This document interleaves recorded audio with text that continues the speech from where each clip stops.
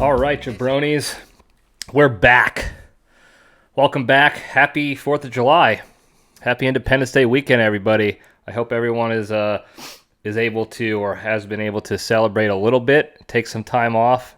Remember what we did all those years ago to become this great nation.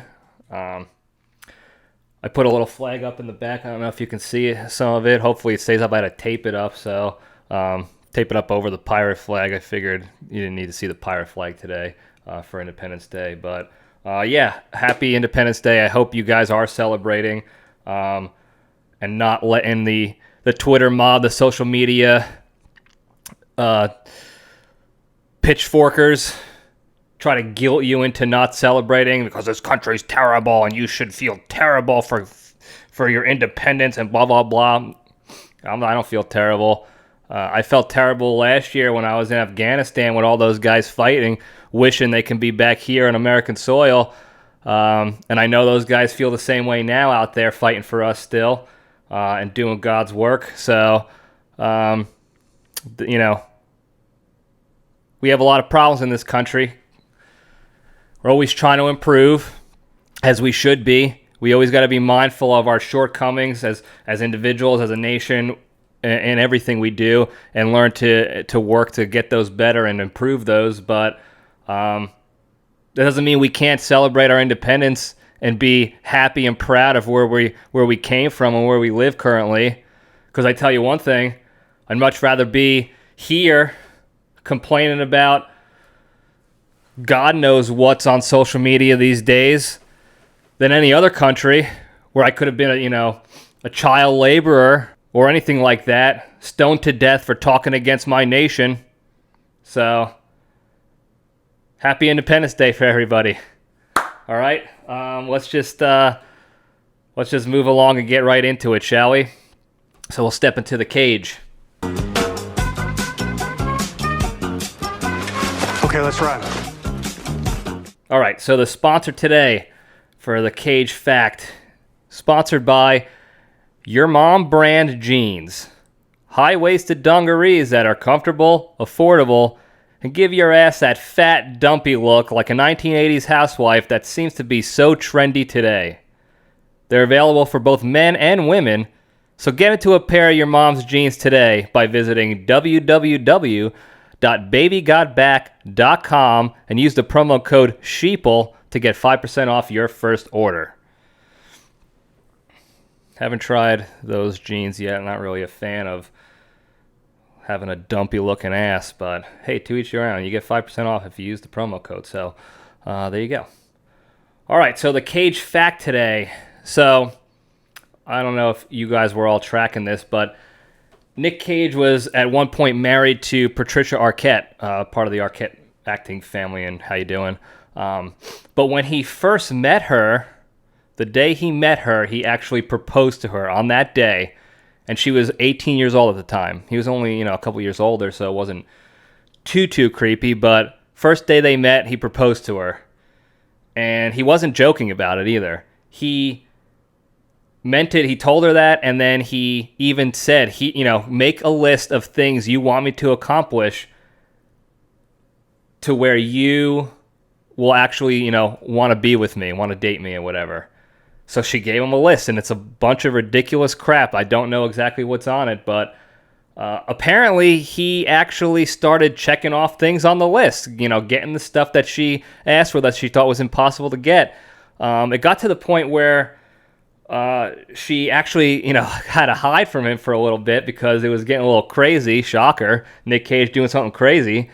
But eventually she started warming up to it, and as the story goes, they dated and then they got married, and within a few years they got divorced. So it was a true romance story right there.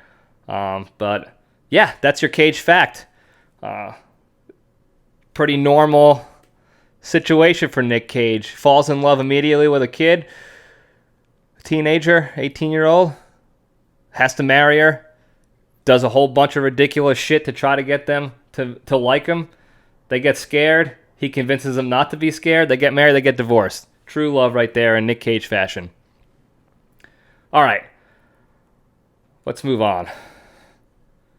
Poll question for this week, what have you. I thought it was a good question. Got some good responses, good feedback. So the question was, to remind everybody, was what was the better end of the world giant asteroid / comet action movie that came out in the summer of 1998? Now, I think the big thing here is the most subjective part of this question was, what do people think makes a good movie? Or a better movie, or what have you.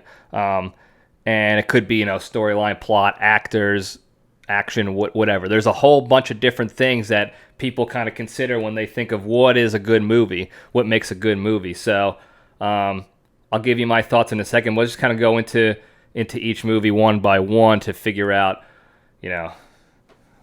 what they all had to offer. So first, Deep Impact. Now, storyline, let's go with the storyline first. The plot, high believability. Everything was pretty well thought out as far as a potentially realistic plan and storyline of a situation like this that would occur, especially with the knowledge and technology we had back in 1998. All the stuff sort of made sense. The steps made sense.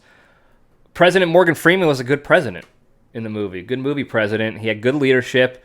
He was calm and collected. He thought about, second, third order effects, so it was pretty realistic. What did I say? Second, third order effects. That's what I meant.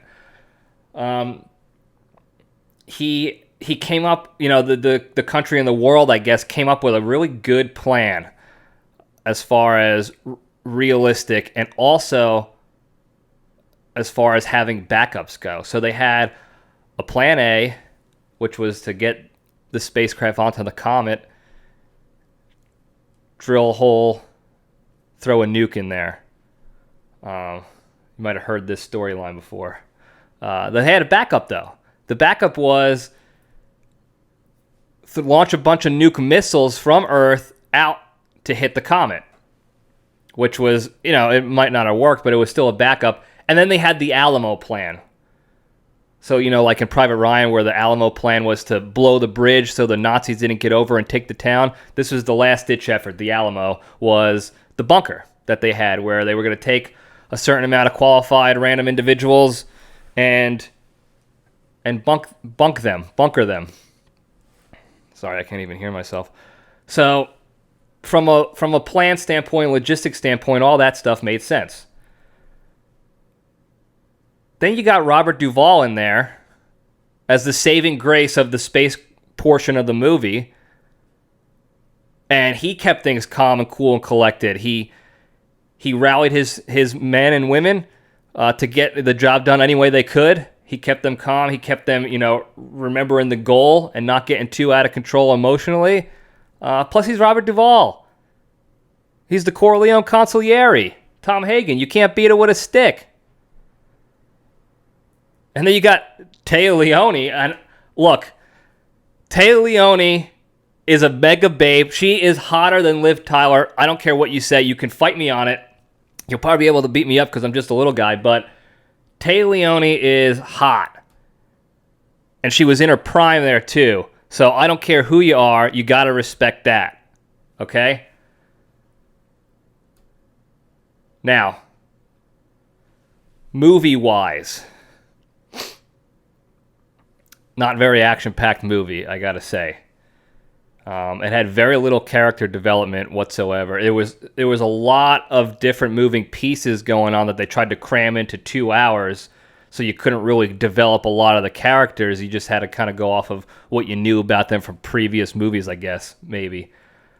There was no real drama or dramatic build-up to any situation throughout the entire movie. Everything just kind of happened. We found the comet. The guy crashed and couldn't give the common information to the federal government. And then all of a sudden, they tell everybody, oh, well, we already have a plan. Like, they talk through everything to explain it all out, but you didn't feel any of it. It didn't actually, happen. They just, we already have a plan and a bunker built in case this one goes awry. And then, instead of showing, the failed missile launch and failed backup, they just said, oh, yeah, the backup plan failed too, so We got the bunker plan now. And then it just cutscene into everyone getting to the bunker and trying to corral everybody to do that, which was kind of a circus act in itself. And then the whole Frodo storyline, whatever that kid's name is, Elijah Wood, you could have taken that entire storyline out of the movie and you would have had more room to create action and drama and develop characters so you kind of get a feeling of the characters and emotionally attach to them. You could have done completely without that kid. The only good part about his storyline whatsoever was when they had the little assembly and the high school kid asked him if he was going to do more sex because they got the common named after him. That was it, and that could have been removed too. So I didn't get that part at all. I don't know why they wasted our time with that. It just created too much more crap in the movie that they had to try to fit in and make look good. So I don't understand why they did that. Again, the whole movie was logically sound and believable, considering the time, but it didn't really grab me. Good overall, but just a low rewatchability on the movie.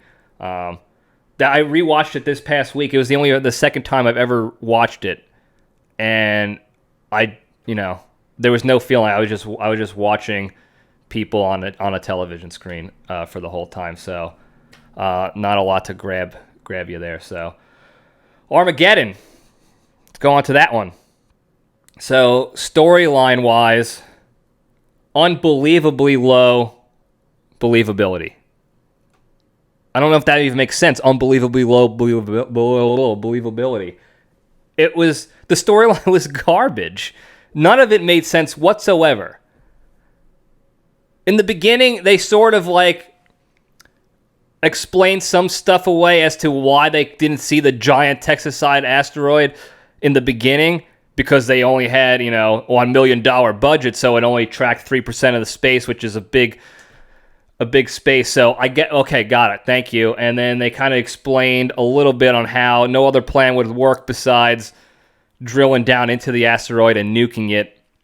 Because, that the evil British guy from the movie The Patriot gave the general the information on why it didn't work. And then Billy Bob Thornton, Bad Santa, kind of came in and gave him the whole, firecracker on your hand, firecracker in your fist, how you doing, to kind of explain that. So that kind of made sense. Otherwise, that was it. They only had one real plan.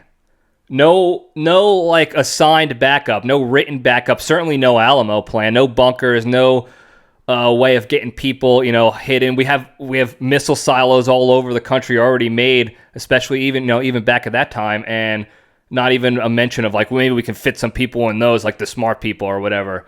Nothing like that. The only sort of backup plan they had was to nuke the surface of the asteroid when that general came in, and it was more of an emotional backup plan where, of course, in every movie the military just wants to nuke something. So the general came in and we're gonna nuke them, and I don't have time for you to let these drillers do their job and whatever. So that was a wretched plan.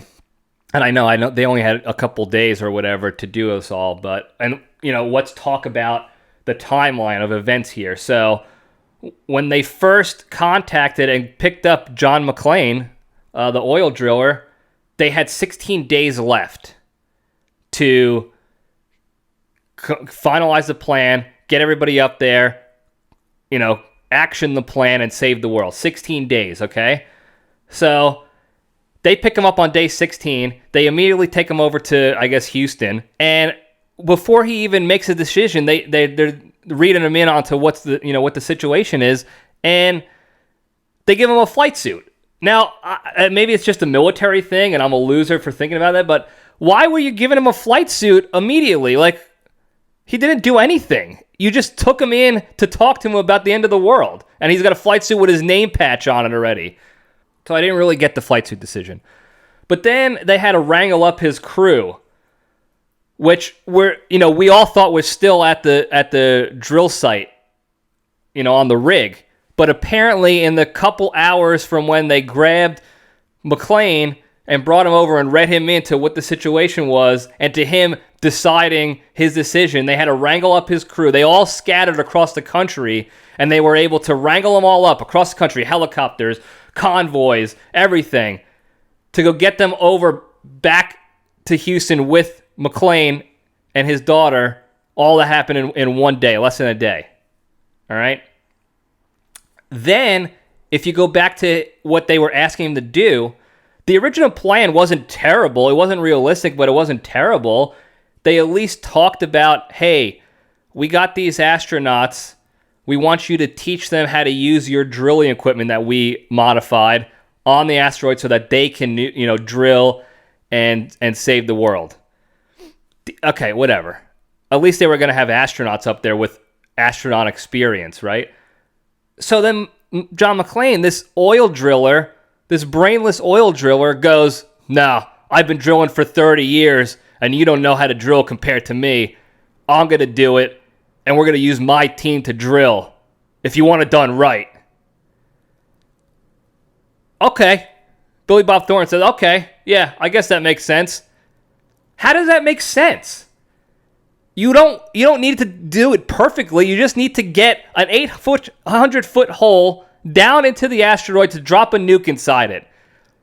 Okay? If you can't teach astronauts, super geniuses, in 15 days how to use just a piece of equipment to dig down for 800 feet, then what are you doing? Then we don't have a chance in hell to begin with.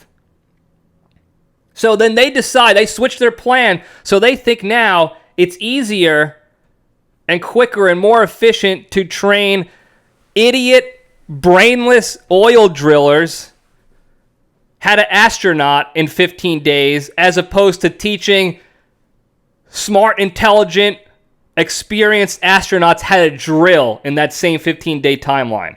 All they had to teach them was how to drill, but when you teach someone how to astronaut, you have to do a whole bunch of other stuff. And I even wrote it down. We're going to go through it. So now, if you think about the timeline, everybody comes in, and there's 15 days, okay? So in that 15-day time span, okay, the whole 15 days, this is what happened. They recruited everybody. They made the decision to do the drilling with the drillers, okay? They corralled them all up from all over the country. They brought them in. They gave them the 411. They all sat there dramatically and talked about it, made their decision. Then they came with their list of demands. Then they started training. They had to test them. They gave them a dossier's worth of psych testing, a ridiculous amount of physical medical testing. They threw them in an airplane and taught them how to take, G-forces all day, all of them. Then they trained them in the water to simulate, space anti-gravity. Then they trained them on space drilling specifically on the asteroid, what the material and the ground was going to be like out there. Then they trained them on the little Armadillo rover and how to drive that and use that to drill. They also had individual custom patches made for them in this time frame, which, by the way, anybody who actually ordered patches before for their military uniform knows it takes more than 15 days because they always screw it up. It's usually some mom and pop joint doing 8,200 patches at the same time, so it's going to take a while. So the fact that they got them all done in less than a day is miraculous, in my opinion. They should let that person, the patch maker, go up in space and save the world. So then they get the patches. They move these brand new state-of-the-art spaceships from Houston to Florida that were non-existent up until that day. Then they came about. Moved them to Florida. Moved the crew to Florida. Got them to launch. Perfect weather. One shot and they launched immediately. Perfect weather, perfect shot. Got them up to they docked to the space shuttle. Within minutes, they blew the space shuttle up. They got the gas that they needed, though, just in time before they blew it up, and added an extra crew member on a ship. But the math didn't matter as far as the fuel count and whatever. Then they orbited the moon, which is normally like a 7-day process if you remember Apollo 13 correctly. Then they land, overshoot their landing strip on the asteroid. One shuttle kind of disappears. You think it's gone. They crash. So then they start drilling. They get half a hole.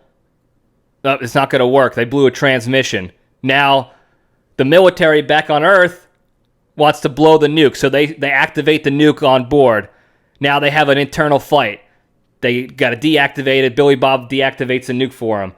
And then Colonel Sharp comes in and he reactivates it. And then they fight and go back and forth. And then there's a big dramatic thing. And with a couple seconds left, Colonel Sharp kind of, him and his crony cut it, deactivate it again. Cool. They start drilling. Now they lose an armadillo. They lose Max, the fat guy from Down Periscope movie. Then they have the other armadillo with the accountant, Batman Affleck, coming in, jumping the Grand Canyon of the asteroid to come save the day, just in time. This is all in the same time span, by the way. 15 days to do all this stuff, okay? They get on there. They drill. They get further down in the drilling. And then Steve Buscemi goes crazy. Starts shooting up everything and being a nut job. So they gotta corral him and tie him down. So they gotta pause. Then they finally get down 800 feet. Oh, we did it. Let's drop the nuke. Let's get out of here. Oh, the remote's broken. Of course the remote's fucking broken. Sorry, Terrence. Family show. So they got to do it manually. They draw straws. Batman draws the short straw. And then they go out there. They have the lovers thing, the father-son between McClane and Affleck. He pulls his oxygen and he says, "You're going to take care of my daughter. Here, give my custom patch to Billy Bob. And I'm going to save the day because I'm John McClane." He goes out there. Engine failure now. Engine failure. They can't figure it out. So they have the Russian dude, Slippery Pete from Seinfeld, go out there to fix the engine while McClane's trying to manually detonate. And then he falls into like a ravine, like some gas pocket hits and he falls. And they still, they take off. He gets up out of the ravine. He comes and he says something, dramatic, hits the button. And all that happens. It explodes and separates the asteroid all before it reaches zero barrier. And it saves the world, and they save the day. All of that happened in 15 days. I can't stress that enough. All that shit I just went through, that happened in a 2-week span. Okay? That's ludicrous. All right? 15 days? Take a hike with that shit. There's no way. But from a movie perspective, we're talking great action from start to finish. Great emotional draw from start to finish. Drama every step of the way. You were feeling it when I was explaining all the crap that they were doing in that 2-week span. You were feeling the emotional draw and the drama and the tension. They have amazing characters in there. Great character development, and which is like super difficult to do with all the heavy hitters in that movie. They found a way to get every big name, at least, enough camera time and enough script, enough talking points to make you feel something for each character. Whether you hated them, you thought they were funny, you liked them, whatever. Every character you had some sort of feeling towards. Unlike Deep Impact, where I didn't feel for any character except for Tay Leone and her hot pantsuits. So they had that going for them. And then you do get, you get sad when John McClane's up there by himself, and it's that bittersweet moment where he saves the world, but then he can't fulfill the promise to his daughter. And that's sad. But at the end of the day, the Armageddon has the rewatchability that Deep Impact and not a lot of other movies have, honestly. You could dog on Armageddon's, storyline and believability all you want. But when it comes to rewatchability, and that's, I think, something that I hate to say it, but Michael Bay's kind of got it dialed in that regard. His copy, paste kind of style is what the people want. And it's highly rewatchable, highly. I've seen it a dozen times. In fact, I almost rewatched the whole thing again immediately after I watched it earlier this week to go back and see, what was going on in the movie. It was just like, oh, I want to go see it again. And that's a huge factor for me. And what I believe to, when I think of a good movie, it's all about rewatchability. All my favorite movies, I can watch them endlessly, back to back, without, like Tom Amansky's summer baseball AAU team, back to back championships. Back to back AAU national championship teams. I could do that and never feel like, oh, I'm over this movie. I once watched a movie every day for 183 straight days. It was a Tom Hardy movie. And I did it. No questions asked. If you have rewatchability, I'm a fan. And that's why, from a rewatchability movie standpoint, I'm going with Armageddon. From a storyline, believability, logical standpoint, Deep Impact is probably better in that regard. But we're talking better movie, better draw, and I know there's going to be some haters out there. You got to go with Armageddon. So, and you guys, felt the same way. You voted 76% to 24% in favor of Armageddon. So, thank you for that. So, next week's poll, man, I'm getting winded just flapping my gills about this. Next week's poll is going to be, hold on, I put it on my phone. Who is the sleazier, bigger piece of shit movie character? Billy Zane's character from the Titanic? Or Newman's character in Jurassic Park? God, I forgot Newman's real name. This is a fat guy, Newman from Seinfeld. His character in Jurassic Park. So who's the sleazier, bigger piece of shit movie character? Zane's from Titanic or Newman's from Jurassic Park? All right, and then I'll post it this week. You guys can vote on IG. You can submit comments on Instagram as well as Facebook. I'll put it on Facebook. But thank you guys for the input from this past poll. It was super helpful. It was greatly entertaining, so I appreciate it. And it made me really think about those movies and those situations. And after watching them, you kind of think about like our current situation going on with COVID and all this other crap in the world, and you kind of think about like, I wonder how America in 2020 would prepare for a no shit end of the world situation, like an asteroid plummeting towards us. There's almost no chance of getting out alive. We'll have our plan to go up and try to destroy it and save the world, but really it's not looking good. We had the backup, the Alamo, the bunker plan. We got a list, so, imagine what America in 2020, who would be on that bunker list, what they would pack, how they would prepare, And that kind of brings us to Jabroni Junction topic, which is that.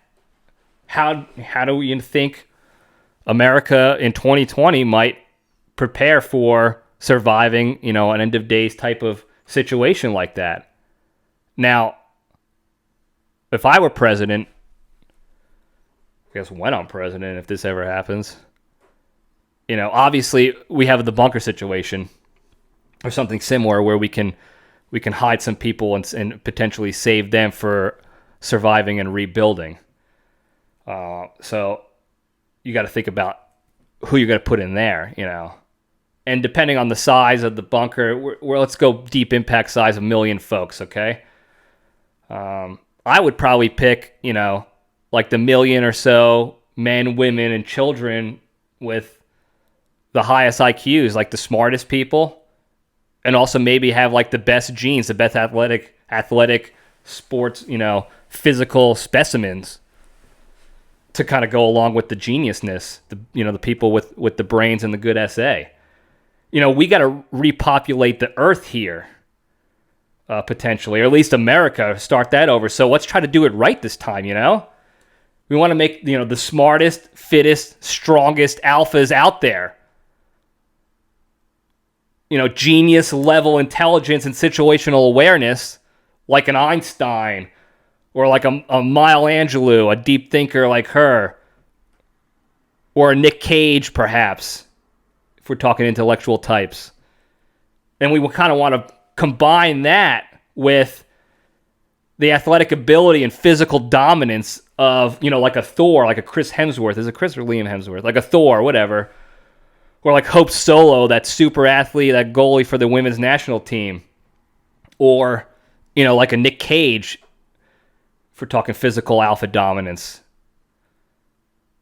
Let's rebuild the free world with absolute units of both mind and body. Let's do it right. Let's give ourselves a better chance of success in life in this world, while also, minimizing the problems that we currently face in our society today. Basically, what I'm saying is, no idiots allowed. We'll restrict all the stupid, lazy, soft, beta bitch boys from going into the bunker. Because if you think about it, they're the reason for most, if not all, of our problems in this country since we started as a country. For over our 200-year existence as a nation, we still can't seem to get out of our own way of what otherwise, you would think they're little situations, little issues, and we just continue to stumble over them because of all the stupid, lazy, soft idiots in this country still. So why would we not want to get rid of them, Keep them out. You think the new Alpha America, after the rebuild, is going to be allowing itself to, whenever there's an emergency, they buy themselves out of the stupidest supply you can imagine, toilet paper, as an example, a random example? You think the alpha elites are going to be lazily leaving shopping carts in the parking lots for little Stevie to go pick up? I don't think so. All right? You think they're going to be going and spending a penny of their hard-earned money at the Olive Garden? There's not even going to be an Olive Garden with the new Alpha America. There's no need for that trough-filling food around here anymore. We're eating whole food, natural, real shit here. We're the Alpha Elite, after all. In the smart hots, we'll call them, the smart and hot alphas, they're going to pack appropriately. They're going to save the good stuff we need, good history books, architectural plans needed to rebuild shit, manuals for technological devices that we're going to need to rebuild again, non-perishable food. All that's anything, that's just a quick list. There's way more stuff that that they're going to pack and prepare for. Non-perishable food is super important, obviously, for the survival portion, but then being able to get other things like, plant seeds and stuff to survive during the rebuild. They're going to plan for that as well. Actual necessary things needed to survive and rebuild effectively. Could you imagine if we put the idiots in there? Those dopes who wear the masks and gloves inside their cars? Can you imagine what they're packing? Milk and Wi-Fi routers. Probably. Oh, well, as long as I have the Wi-Fi, I can be able to get everything I need on Amazon Prime. And I can stay safe in the bunker, and Amazon will deliver it to me. Jeff Bezos will deliver it to me in 3 days into the bunker. So I only need Wi-Fi, and I'll be good to go. Doesn't work like that, Rodney. Sorry. We're talking end of the world situation. No power, buddy. There's not going to be Wi-Fi around for you to order your toilet paper rolls and your Wonder Bread for the bunker, pal. So why don't you just do us all a favor and sit this one out on your recliner, because there's not going to be any more room at the inn here in Alpha America.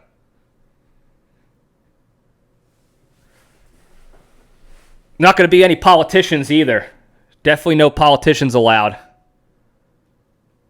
Those are just stupid, lazy, soft betas that happen to be in powerful positions. That's all they are. So we don't need any of that. Alpha of America does not need to deal with the corruption, pedophilia, and the utter stupidity that comes with all the politicians. We don't need any of that. Thank you very much. You can go hang out with the other stupids. You go join the car maskers, the toilet paper buyer-outers, the social media tough guys, and the other brainless, dickless morons here in this country.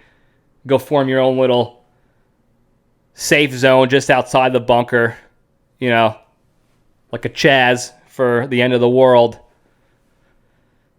You go sit out there, you can go shit on the floor outside as a community and love each other, and you won't even know what hit you when the asteroid comes and blows you to smithereens. We'll be fine without you guys. Thanks. I wonder, what if they allowed, a second bunker for like Italian Americans? If I was president, I'd probably allow that. I wonder what the Italian American bunker would look like. It's probably like a very different mindset on who's going in the bunker, what's going in there. The important stuff is a little different for the alpha elites as opposed to the Italian Americans, if you can imagine that. Very unorthodox process. The alpha is probably a younger generation would go into the bunker. The young smarts and the young athlete and physical, dominators. The Italians, though, they'd be bringing every single living nonna in the country still. Toss them in the bunker, no questions asked. You're probably like, why? Why would you bring these old people in? They can't do anything. They can't even be healthy right now, most of them.